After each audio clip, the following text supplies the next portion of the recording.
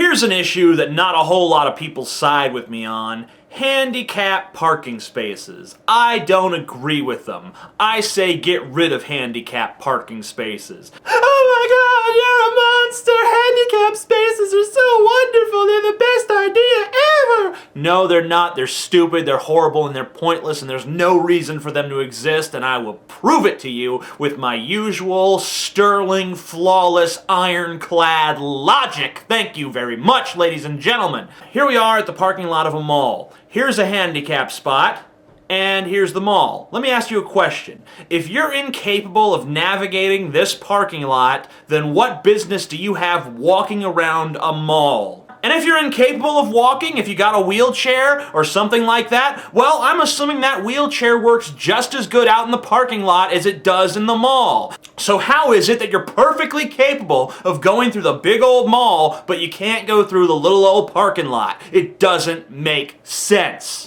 But maybe you're not going to the mall. Maybe you're just going to some little store somewhere. All right, now this is one of those little shopping centers where all of these businesses share one incredibly small parking lot.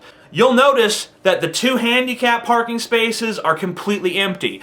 Now, first of all, in a parking lot this small, you're about the same distance from the store you need to get to regardless of where you park. Now, second of all, the government's mandate that these businesses have to have handicap parking spaces available actually hurts these businesses. You have two perfectly good parking spaces where people could park, but they can't park because they're not handicapped. And usually those handicap spaces are empty. Because how many handicapped people honestly need golf club repair or tennis equipment? If they can't get through a parking lot, then they sure as hell can't play tennis or golf. Now imagine you're a customer who wants to go eat at the sandwich shop located in this shopping center. And you go there and you try to find a parking spot, but there are no parking spots except for the two handicap spots. And you leave because the parking lot is too full. What happened there is that business lost a customer even though there were parking spots available, simply because those parking spots are only available to a specific element of our society: handicapped people, cripples. Number one, if you are a handicapped person who can navigate through a large mall or shopping center or grocery store, then how is it that you can't navigate through the parking lot to that mall or to that shopping center or to that grocery store?